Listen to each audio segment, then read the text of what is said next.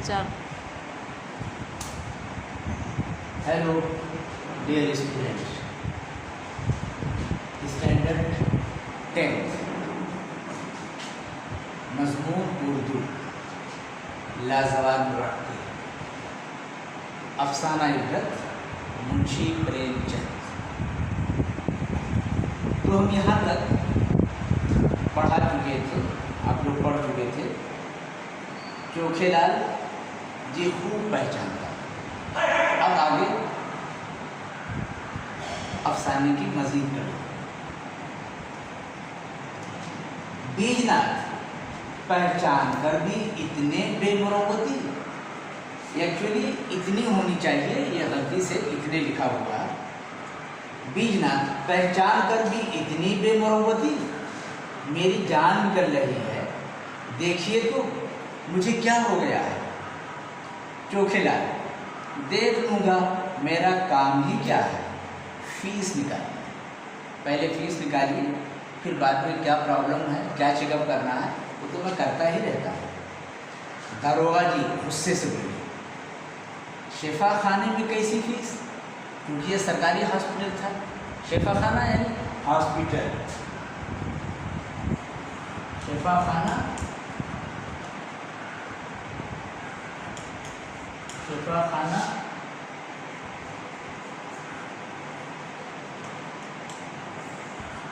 अस्पताल, हॉस्पिटल। तो दारोगा जी को गुस्सा आ गया और उन्होंने कहा सरकारी हॉस्पिटल में फीस कैसी? बोले शेफा खाने में कैसी फीस जनाबे मन। जनाबे मन ये पर्शियन वर्ड है, जनाब भी पर्शियन वर्ड है और मन, जनाब के माने जनाब, हुजूर, रिस्पेक्ट के लिए ये लफ्ज़ इस्तेमाल किया जाता है। और मन के माने मेरा, मेरे जनाब, मेरे हुजूर की फीस कैसी, सरकारी हॉस्पिटल में फीस कैसी? चोखेलाल वैसी ही जैसी इन मुंशी जी ने मुझसे वसूल की थी। तो मुंशी जी तो क्लर्क थे, सरकारी क्लर्क थे, कचहरी में उनकी ड्यूटी थी। उन्होंने जिस तरीके से एक सरकारी एम्प्लाई होते हुए हमसे रिश्वत मांगी थी, हमसे फीस अपनी मांगी थी, तो इसी तरह से मैं भी मांग रहा हूँ। चोखेलाल वैसी ही जैसी उन मुंशी जी ने मुझसे वसूल की थी जनाब मन। दारोगा जी आप क्या फरमाते हैं, ये गरीब यहाँ क्या करने आए? ये तो बीमार हैं और आप उनसे फीस वसूल कर रहे हैं। ये बेचारे यहाँ क्या करने आए हैं? अभी तो उनको ट्रीटमेंट की ज़रूरत है, इलाज की ज़रूरत है और आप उनसे फीस मांग रहे हैं।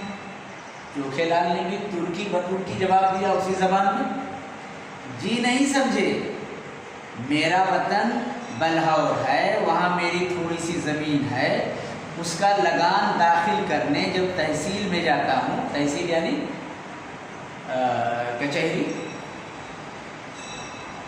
जब तहसील में जाता हूँ तो मुंशी जी डांट कर अपना हक वसूल कर लेते हैं।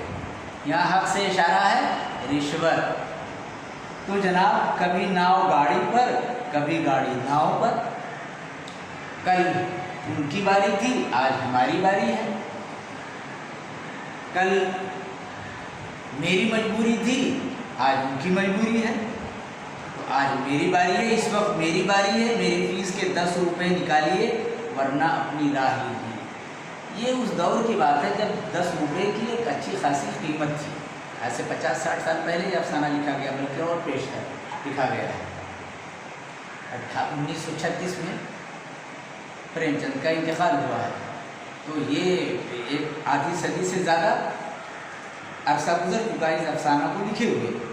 उस ज़माने में 20 रुपये की अच्छी खासी कीमत थी, उसका वैल्यू था। दारोगा जी ने मुंशियाइन से रुपए मांगे। मुंशी, मुंशियाइन, मुंशी का फीमेल फॉर्म है मुंशियाइन। दारोगा जी ने मुंशियाइन से रुपए मांगे, तब उसे अपने बॉक्स की याद आई। बॉक्स इंग्लिश वर्ड है, इसे उर्दू में और हिंदी में आमतौर से बॉक्स भी कह दिया जाता है, बक्सा भी गांव वाले बोल दिया करते हैं। उर्दू में उसे संदूक कहा जाता है। दारोगा जी ने मुंशियाइन से रुपए मांगे, तब उसे अपने बॉक्स की याद आई, अपने संदूक की याद आई कि पैसे तो संदूक में रखे गए थे। छाती पीट लिया, रुपए उसमें रखे हुए थे और बॉक्स उस वक्त मिस हो गया जब वो लोग ट्रेन से उतर रहे थे, क्योंकि मुंशी जी की तबीयत ख़राब थी और ये इतने हवास बाख्ता थे सबके सब कि मुंशियाइन भूल गई। बहुत से सामान को उतार लिए, लेकिन एक बड़ा बॉक्स, ट्रंक जिसे आप कह सकते हैं, वो उसी में रह गया। दारोगा जी भी वाजिबी खर्च लेकर चले थे, वाजिबी।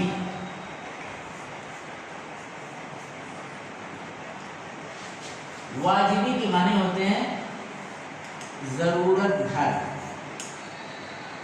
वाजिब के माने जरूरी, यानी सफिशिएंट, सिर्फ उतना ही लेकर चले थे जितने में उनका काम चल जाता। दारोगा जी भी वाजिबी खर्च लेकर चले थे। किसी तरह 10 रुपए निकाल कर चोखे लाल की नजर किए। नजर करना यानी देना, नजर करना देना।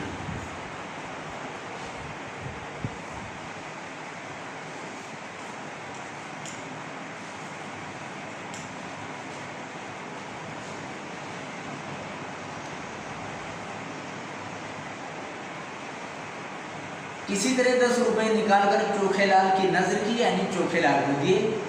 उन्होंने दवा दी, दिन भर कुछ इफाका न हुआ। इफाका के माने हालत में बेहतरी। दवा तो ली, दवा खाई गई, लेकिन उसका ज़्यादा असर दिन में दिखाई नहीं पड़ा, मगर रात को कुछ तबीयत समझी। दवा का असर धीरे धीरे रात में पड़ना शुरू हुआ। रात को तबीयत में कुछ इफाका पैदा हुआ, तबीयत कुछ समझी। दूसरे दिन फिर दवा की ज़रूरत हुई। एक ही दिन की दवा लेकर के चले थे। दारोगा ने बहुत मिन्नत की, लेकिन चोखेलाल ने एक न सुनी।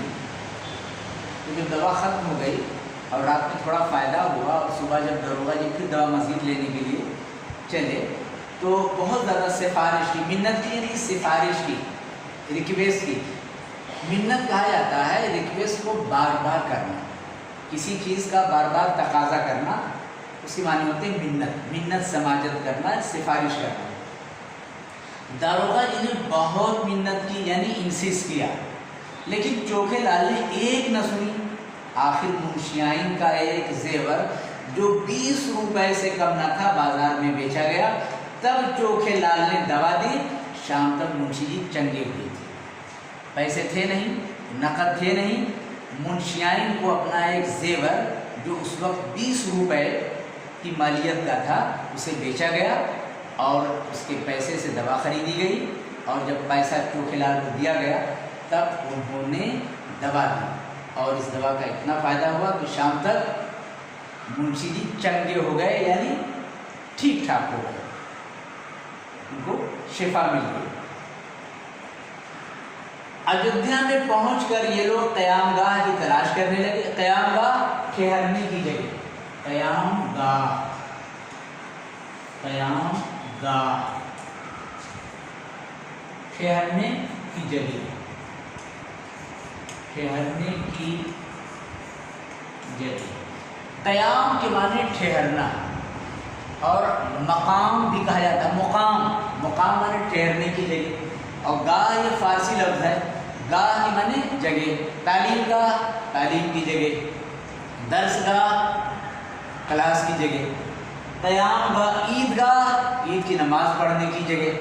क़याम गाह, ठहरने की जगह। तो अयोध्या पहुंचकर ये लोग क़यामगाह की तलाश करने लगे, ठहरने के कि लॉज या होटल या और कहीं जहाँ पर ठहरा जा सके। क़यामगाह की तलाश करने लगे।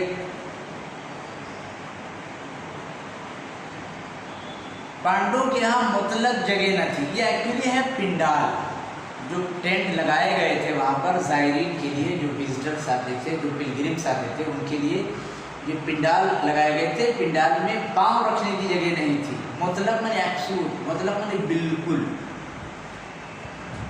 पिंडाल में पाँव रखने की जगह न थी। सारी बस्ती में घूमे, कहीं जगह न मिली।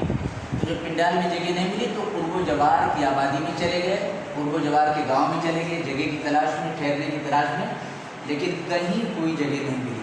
आखिर ये सलाह ठहरी कि किसी दरख्त के नीचे डेरा जमाना चाहिए। अब जब जगह नहीं मिली, कोई होटल, कोई लॉज, कोई ठहरने की जगह, कोई क़यामगाह, तो कहा किसी पेड़ के नीचे ही रात गुजारनी चाहिए। लेकिन दरख्तों के नीचे भी जहाँ जाते थे यात्री लोग पड़े रहते थे, लेकिन इतने ज़ायरीन थे क्योंकि अयोध्या एक ऐसी जगह है जिस तरह से हम लोगों का खाना काबा है कि एक मखसूस पीरियड में हाजियों की भीड़ रहती है, लाखों हाजी पूरी दुनिया से जमा होते हैं। ऐसी अयोध्या में ये यात्री लोग जाते हैं, विजिटर्स जाते हैं, पिलग्रिम्स जाते हैं, तो दरख्तों के नीचे भी लोग पड़े हुए मिलते थे। मजबूर होकर खुले मैदान में रेत पर बिस्तर वगैरह लगा दिए, मजबूर होकर खुले मैदान में रेत पर बिस्तर वगैरह लाए। अब क्या करें, पेड़ के नीचे भी जगह नहीं, इसके सिवा और कोई तदबीर नहीं। अब जाहिर है आराम तो करना ही है, कहीं ना कहीं तो ठहरना ही है। तो अब रेत, क्योंकि रेत तो दरिया के किनारे पाई जाती है, रेत क्योंकि दरियाए सरजू के करीब में ये अयोध्या वाक़ है। दरियाए सरजू बहुत करीब, बल्कि यूँ कहीं दरियाए सरजू के किनारे, सरजू नदी के किनारे अयोध्या आबाद है। तो ये लोग दरियाए सरजू की तरफ चले और वहाँ रेत पर अपना बिस्तर वगैरह डाल दिया। इसके सिवा और कोई तदबीर न थी, लेकिन लेटने भी ना पाए थे कि बादल घिराए। सावन का महीना था, यानी यही जुलाई अगस्त का महीना था, लेकिन लेटने न पाए थे कि बादल घिराए, मूसलाधार पानी बरसने लगा, बिजली कौंधने लगी। बिजली कौंधना यानी बिजली चमकना। देखिए उर्दू मुहावरे में बिजली कौंधना, बिजली चमकना और बिजली तड़पना, रामपुर इलाके में तड़पना का लफ्ज़ इस्तेमाल किया जाता है, चमकना लखनऊ बेल्ट में इस्तेमाल किया जाता है, कौंधना भी। मूसलाधार पानी बरसने लगा, बिजली कौंधने लगी, गरज सुनकर लड़के चीखने लगे, औरतों का कलेजा कांपने लगा, किसी जाए पनाह की तलाश में। अब क्या करें, अब फिर जाए पनाह यानी पनाह हासिल करने की जगह, किसी जाए पनाह। जा ये फारसी लफ्ज़ है, जा के माने जगह, और पनाह माने पनाह हासिल करना। जाए पनाह पनाह हासिल करना, जाए पनाह की तलाश हुई। तीनों आदमी इधर उधर मजबूर निगाहों से देखते थे। देखिए बहुत अच्छा लफ्ज़, मजबूर निगाह। जब ज़रूरतमंद कोई ज़रूरतमंद होता है, एक भिखारी होता है, अपने दरवाजे पर आता है, तो उसकी निगाहों को देखिए, उसकी वो ज़बानें, उसकी बॉडी लैंग्वेज कहती है कि उसको क्या चाहिए, उसको क्या ज़रूरत है। तो ये तीन आदमी, इन लोगों की निगाहों में इतनी मजबूरी थी, इतनी ज़रूरत छुपी हुई थी। ये तीनों आदमी इधर उधर मजबूर निगाहों से देखते थे कि कोई उनके ऊपर रहम कर दे, कोई पूछ ले कि आपको क्या चाहिए, आपको किस चीज़ की ज़रूरत है। तारीकी में कुछ न सोचता था, पछता रहे थे कि नाहक आए, न जाने क्या होने वाला है। लेकिन जाहिर है रात के अंधेरे में, ये बारिश शुरू हुई रात के अंधेरे में, अब पछताने लगे कि इस महीने में आना ही नहीं चाहिए था। देखिए आदमी का जब काम बिगड़ जाता है तो फिर वो कोसने लगता है, दूसरे को ब्लेम करने लगता है, ये इंसान की फितरत है। अब ये आपस में कि हम लोग गलत मौसम में आए, ऐसे मौसम में आना ही नहीं चाहिए था, और अगर आना था तो पहले से इंतज़ाम करते। जब बात बिगड़ जाती है तो आदमी अपने आप को भी कोसता है, दूसरों को भी कोसता है। दफतन एक आदमी लालटेन लिए नदी की तरफ से आता नजर आया। अभी इसी तज़ब्ज़ुब में, इसी पसोपेश में, इसी पछतावे की कैफियत में थे। दफतन जो है अचानक, दफअतन जो है अचानक, दफअतन ये अरबी लफ्ज़ है। दफअतन एक आदमी लालटेन लिए नदी की तरफ से आता नजर आया। नदी से मुराद सरजू नदी, वही नदी जिस नदी के साहिल पर ये लोग डेरा डाले हुए थे। लालटेन ये इंग्लिश वर्ड है लैंटर, लेकिन ऐसे उर्दू में बहुत से अल्फाज हैं जो अंग्रेज़ी से आए हैं और फिर उर्दू के मिजाज के हिसाब से उनके अंदर तब्दीली हो गई है। तो लैंटर्न एक्चुअली क्या है, लालटेन लैंटर्न। ऐसी ही एक वर्ड इंग्लिश का और है जिसे ऑर्डरली कहा जाता है, चपरासी और हरकारा के माने में ऑर्डरली, जो ऑर्डर लाने ले जाने वाला हो। उर्दू में उसे अर्दली कहा जाता है, जो आप जो कचहरियों में होते हैं, तहसीलों में जो प्यून्स होते हैं उनको अर्दली कहा जाता है, हालांकि वर्ड है ऑर्डरली। तो ये है लालटेन, जो इंग्लिश वर्ड है लैंटर्न। दफतन एक आदमी लालटेन लिए नदी की तरफ से आता नजर आया। वो करीब पहुंचा तो पंडित जी उसके पास जाकर बोले, क्यों भाई साहब, यहाँ कहीं मुसाफिरों के ठहरने की जगह मिलेगी? वो आदमी रुक गया, गौर से पंडित जी की तरफ देखकर बोला। पंडित जी का पूरा सराफा सर से पांव तक ऑब्जर्व करने लगा और फिर उसके बाद गोया हुआ। फिर उसके बाद बोला, आप पंडित चंद्रधर तो नहीं? जब इन्होंने पूछा कि यहाँ मुसाफिरों के ठहरने की जगह मिलेगी तो वो थोड़ा सा ठिठक गया और ऑब्जर्व किया, इनका मुशाहिदा किया और हर तरह से पहचानने की कोशिश की। और जब उसको यकीन हो गया कि ये पहचाना हुआ चेहरा है और पहचान लिया तो कहा, आप पंडित चंद्रधर तो नहीं हैं? मुझे लगता है पंडित चंद्रधर हैं। अब एक ऐसे इलाके में जो उनके वतन से दूर था, पंडित जी अचंभे में हो गए, बहुत ताज्जुब करने लगे कि यहाँ वतन से हम दूर हैं, एक आदमी हमारा नाम कैसे जानता है और यूँ पूछता है, कहीं आप पंडित चंद्रधर तो नहीं हैं? पंडित जी खुश होकर बोले। अब इनकी खुशी की इंतहा नहीं रही कि तो कोई शनासाई, कोई जान पहचान का मिल गया है, अब शायद कहीं कोई इंतज़ाम हो जाए। पंडित जी खुश होकर बोले, जी हाँ, मगर आप मुझे क्यों कर जानते हैं? क्यों कर यानी कैसे? वो तो ठीक है, मैं पंडित चंद्रधर हूँ, लेकिन मैं अपने वतन से इतना दूर हूँ, आप मुझे जानते कैसे हैं? उस आदमी ने अदब से मुंशी जी के पैरों पर सर झुकाया, बजाय इसके कि वो जवाब दे।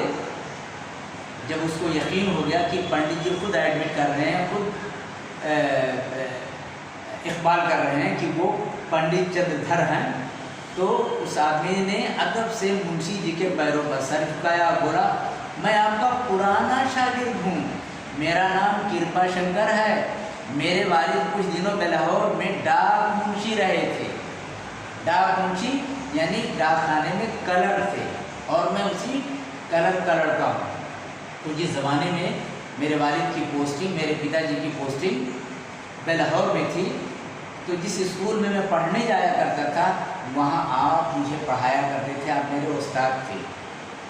उन्हीं दिनों मैं आपकी खिदमत में था, यानी मैं आपका शागिर्द था, आपका स्टूडेंट था। पंडित जी को भी फौरन याद आ गई, हाँ एक लड़का था, कृपा शंकर नाम का एक लड़का था किसी ज़माने में। बोले, ओहो तुम कृपा शंकर हो, मुझे भी याद आ गया, तुम कृपा शंकर हो। उस वक्त तो तुम दुबले पतले लड़के थे, कोई 8-9 साल के होगे। अब इनको भी याद आ गया कि हाँ कृपा शंकर नाम का एक बच्चा था जिसकी उम्र उस वक्त कोई 8-9 साल के करीब थी। कृपा शंकर, जी हाँ 9वां साल था, आपने बजा फरमाया। उस वक्त मैं 9वें साल में था। मैंने वहाँ से आकर अंग्रेज़ी पढ़ी और जब मैं आपके स्कूल से मैंने प्राइमरी की तालीम मुकम्मल की तो फिर उसके बाद आगे मैंने अपनी तालीम का सिलसिला जारी रखा और आगे हमने अंग्रेज़ी पढ़ी। अब यहाँ म्यूनिसिपैलिटी में नौकर हूँ, यानी एम्प्लॉय। यहाँ नौकर से मुराद घर का प्यून नहीं, यानी एम्प्लॉय, मुलाजिम जिसे कहा जाता है। अब यहाँ मैं म्यूनिसिपैलिटी में नौकर हूँ। कहिए आप तो अच्छी तरह रहे और आपका क्या हाल है? काफ़ी ज़माने के बाद आपसे मुलाकात हो रही है, आपकी खैरियत कैसी रही अब तक? बड़ी खुशनसीबी है, आपके दर्शन हो गए। ये मेरी खुशबख्ती है, मेरी खुशकिस्मती है कि आज मैंने अपने उस्ताद को देख लिया और मुझे खिदमत का मौका मिला। क्या आपके बाल बच्चे साथ हैं? ये इतना बड़ा आप लोगों का काफिला है, टेंट है, कई लोग हैं, तो ऐसा लग रहा है कि शायद बाल बच्चों के साथ, फैमिली के साथ चले हैं। तो कहिए बाल बच्चे भी हैं साथ में? पंडित जी, नहीं, मैं तो अकेला ही हूँ, लेकिन मेरे साथ दारोगा जी और सियाह नबीर साहब बाल बच्चों के साथ हैं। मैं तो अकेले हूँ, लेकिन मेरे 2 और साथी हैं, वो अलॉन्ग विद फैमिलीज हैं। कृपा शंकर, कुल कितने आदमी होंगे? पंडित जी, 10 आदमी हैं। अगर थोड़ी सी जगह मिल जाए तो गुजर कर लेंगे कहीं। अगर अब ज़ाहिर दिल की जो इनको ज़रूरत थी वो ज़बान पर आ गई और कहा कि हम लोग 10 आदमी हैं, अगर कहीं इंतज़ाम हो जाए, थोड़ी सी जगह मिल जाए तो हम लोग रात गुजार लेंगे और यहाँ पर जिस गर्ज से आए हैं यात्रा के लिए वो हमारी यात्रा सफल हो जाएगी। कृपा शंकर, नहीं जनाब, बहुत सी जगह ले लीजिए, आप थोड़ी जगह की बात क्यों कर रहे हैं? यहाँ हमारे पास कुशादा मकान है, मेरा बड़ा सा मकान खाली पड़ा है, चलिए आराम से रहिए। ये तो मेरी ऐन खुशनसीबी है, ऐन माने बिल्कुल, ये तो मेरी मुकम्मल खुशनसीबी है, मेरी बिल्कुल खुशनसीबी है कि आपकी खिदमत करने का मौका मिला है।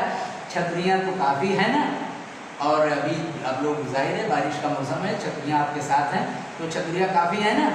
चलिए मेरे साथ अपनी अपनी छतरी उठाइए और मेरे साथ खोलिए। लोग पानी में लटपट छतरियाँ लगाए, बिस्तर सरों पर उठाए चले, बिस्तरे लिखा है गलत है, बिस्तर सरों पर उठाए चले। कृपा शंकर का मकान करीब था, वसी साफ सुथरा, वसी के माने कुशादा। कृपा शंकर का मकान काफ़ी वसी था, साफ सुथरा था। उसने जाते ही आग जलवा दी, पलंग बिछवा दिए, लोग आराम से बैठे, घर में पूरियाँ पकने लगी। कृपा शंकर हाथ बांधे हुए चाकरों की तरह यानी नौकरों की तरह पंडित जी के जरा से इशारे पर दौड़ता था। ये था उस्ताद और शागिर्द का रिश्ता कि इशारा का मुंतज़िर रहता था कि उस्ताद किस चीज़ की ख्वाहिश जाहिर करें और उस ख्वाहिश की पूरी करने के लिए मैं उनकी ख्वाहिश पूरी करने के लिए, उनकी ज़रूरत पूरी करने के लिए आगे बढ़ूँ। ज़रा से इशारे पर दौड़ता था। 1 घंटे में खाना तैयार हो गया, खा पी करके लोग लेटे खुदा का शुक्र अदा कर रहे थे और खुदा का शुक्र और ये सब कह रहे थे कि कृपा शंकर मिल गया, जिसकी वजह से हम तमाम लोगों को आज इतना आराम मिल गया, वरना आज जान बचनी मुश्किल थी। और सब लोग तो नींद में गाफिल हो गए। अच्छा, अब सब लोगों ने खा पी लिया, गरम गरम खाना खाया, पूड़ियाँ वगैरह सब खाई, पेट भर गया और फिर अपने अपने बिस्तरों पर लेट गए और जल्द ही उनको नींद आ गई, क्योंकि काफ़ी थके मादे थे। सब लोग तो नींद में गाफिल हो गए, यानी नींद में सो गए।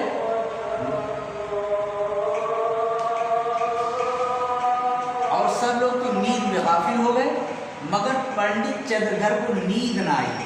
इस सफ़र के वाक़यात का एक एक नक्शा उनके सामने खिंचा हुआ था और क़ुव्वत इम्तियाज़ उनका मुआवजा कर रही थी। क़ुव्वत इम्तियाज़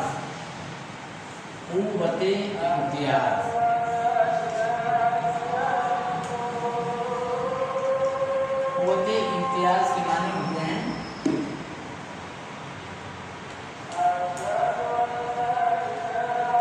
इम्तियाज़ के माने फ़र्क, इम्तियाज़ और फ़र्क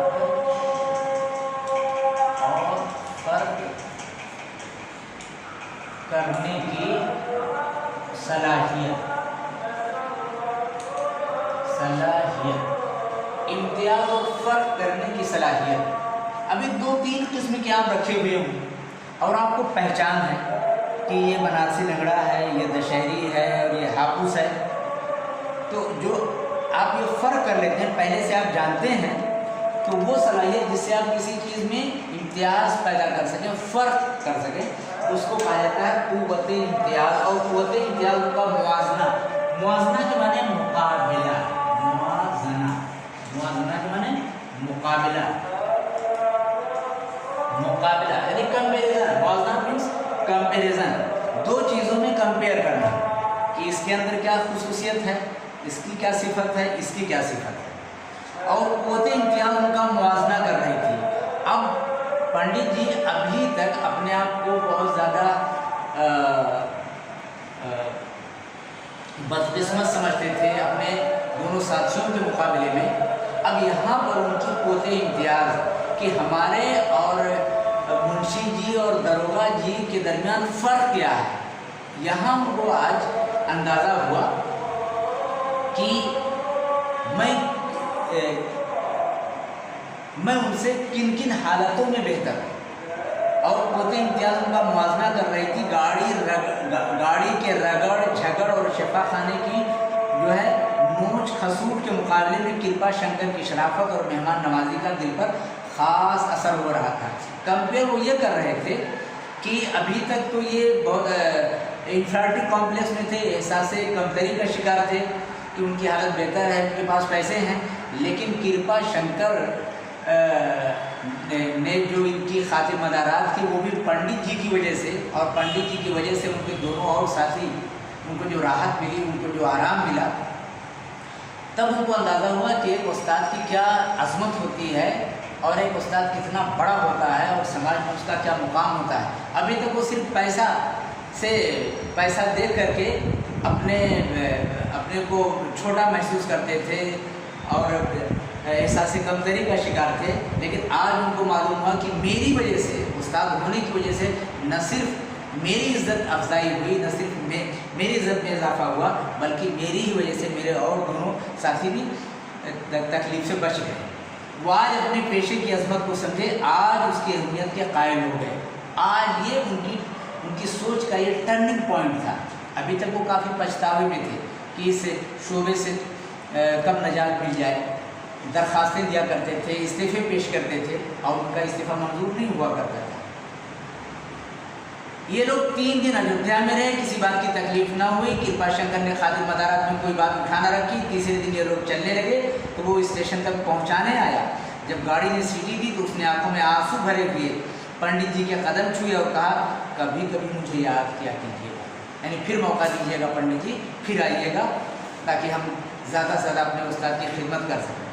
पंडित जी घर पहुँचे तो उनके मिजाज में तगय्युर हो गया। तगय्युर के माने तब्दीली, तगय्युर के माने तब्दीली, तगय्युर के माने तब्दीली। उनके मिजाज में तब्दीली पैदा हो गई। यानी आज उनको ये एहसास हुआ कि सबसे मुअज़्ज़ज़ पेशा टीचिंग होता है, तदरीस का होता है। उन्होंने फिर किसी दूसरे सेगे में, यानी किसी दूसरे डिपार्टमेंट में जाने की कोशिश नहीं की और न फिर अपनी तकदीर का शिकवा किया। तो ये होता है मुकाम उस्ताद का समाज के अंदर। और फिर उसी दिन से उनका पछतावा ख़त्म हो गया, उनकी निदामत ख़त्म हो गई। तो ये था अफसाना इबरत, और ये बहुत ही सचमुच, जिसका जो नाम है इबरत, ये बहुत ही लेसनफुल है, सबक आमोज़ है। और आज बस इतना ही। अगले